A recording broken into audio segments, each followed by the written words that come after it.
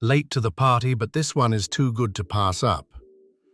I was once on a US military ship, having breakfast in the wardroom, officer's lounge, when the operations officer, OPS, walks in. This guy was the definition of not a morning person. He's still half asleep, bleary-eyed, basically a zombie with a bagel.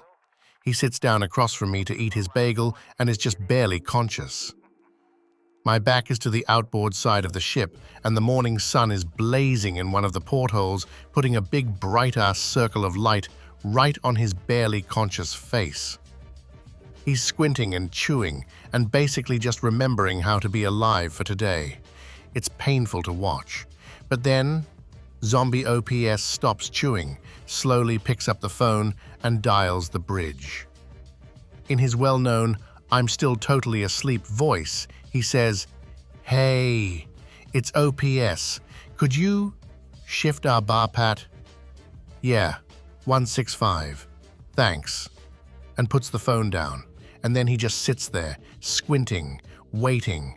And then, ever so slowly, I realize that that big blazing spot of sun has begun to slide off the zombie's face and onto the wall behind him.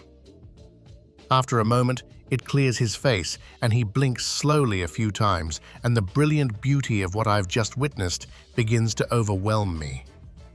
By ordering the bridge to adjust the ship's back-and-forth patrol by about 15 degrees, he's changed our course just enough to reposition the sun off of his face. He's literally just redirected thousands of tons of steel and hundreds of people so that he could get the sun out of his eyes while he eats his bagel. I am in awe. He slowly picks up his bagel, and for a moment, I'm terrified at the thought that his own genius may escape him, that he may never appreciate the epic brilliance of his laziness, since he's not going to wake up for another hour.